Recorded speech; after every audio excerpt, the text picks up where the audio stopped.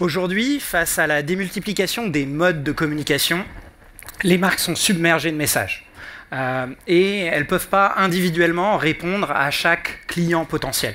C'est donc très naturellement que 55% des directeurs marketing envisagent d'ici la fin de l'année de déployer des IA génératives pour interagir directement avec leurs clients. Mais ce dont elles ne se rendent pas compte, c'est qu'en faisant ça, en fait, elles s'apprêtent tout bonnement à assassiner leur marque. En voulant se démultiplier, en voulant se cloner, finalement, elles deviennent des clones de leurs concurrents. Ce qu'il faut avoir en tête avec les LLM comme GPT ou OpenAI ou Llama de Facebook, c'est qu'en fait, ils vont vous donner la réponse la plus vraisemblable. C'est une approche par probabilité, du coup, c'est pour ça qu'ils ont tendance à tous parler un peu de la même manière. D'un modèle à l'autre, on va retrouver cette personnalité un peu générique, qui est en fait la moyenne de tous les textes qui ont été utilisés pour les entraîner. Or, en tant que consommateur, quand vous faites le choix d'aller chez Nike ou Decathlon pour acheter une paire de baskets, vous n'attendez pas à ce qu'on vous parle de la même manière. Donc en fait, vous allez prendre tout l'investissement que vous avez mis pour concevoir une marque unique, avec une image, une identité différenciante qui parle à votre cible, tout l'effort pour former vos équipes à cette identité, et vous jetez tout ça à la poubelle pour confier à une IA la relation avec vos clients. Les marques ont besoin d'IA conversationnelles uniques et à leur image, et c'est ça qu'on fait chez Inro. Et comment on le fait? On entraîne nos IA et les LLM sur les réseaux sociaux et les canaux privés de discussion de ces réseaux. Pourquoi? Parce qu'en fait, c'est le seul endroit en ligne où il y a des vraies interactions entre des consommateurs et des marques qui aillent au-delà du support client. En revanche, ça présente un lot de challenges. Parce que quand on discute en ligne, tous les messages n'appellent pas une réponse. Il y a beaucoup des interactions qu'on a qui sont en fait des micro-interactions non textuelles, comme du like, de l'emoji ou de l'échange de médias, audio, vidéo. Et surtout, chacune de ces interactions est contextualisée par l'historique de la relation, par les messages qui précèdent ou par le contenu sur lequel on réagit.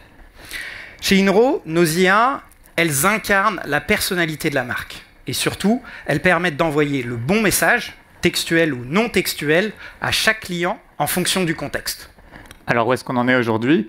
On se connecte en fait à l'Instagram des marques et nos IA sont capables de répondre aux questions fréquentes de manière naturelle, mais surtout elles sont capables d'analyser chaque interaction pour la positionner dans un funnel de conversion. En fonction de ça, on va déclencher des scénarios qui sont rédigés par la marque pour garder un peu le contrôle sur le discours. Et la marque peut aussi segmenter son audience pour envoyer des campagnes de messages ultra ciblées, ultra personnalisées.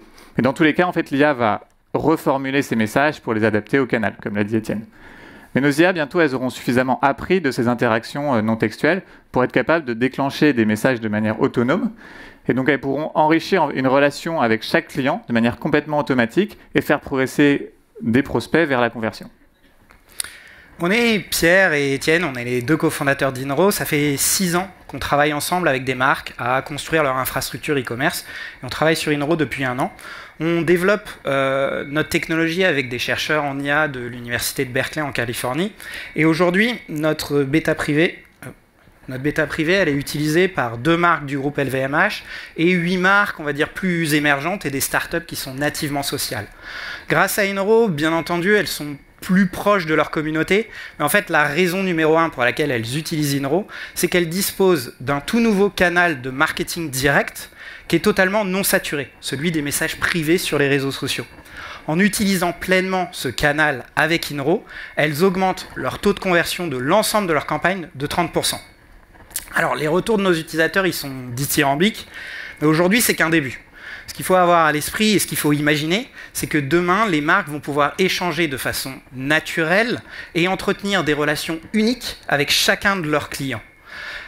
Si vous êtes une marque ou une start-up qui est particulièrement active sur Instagram, contactez-nous pour être parmi les premiers à déployer Inro auprès de votre audience.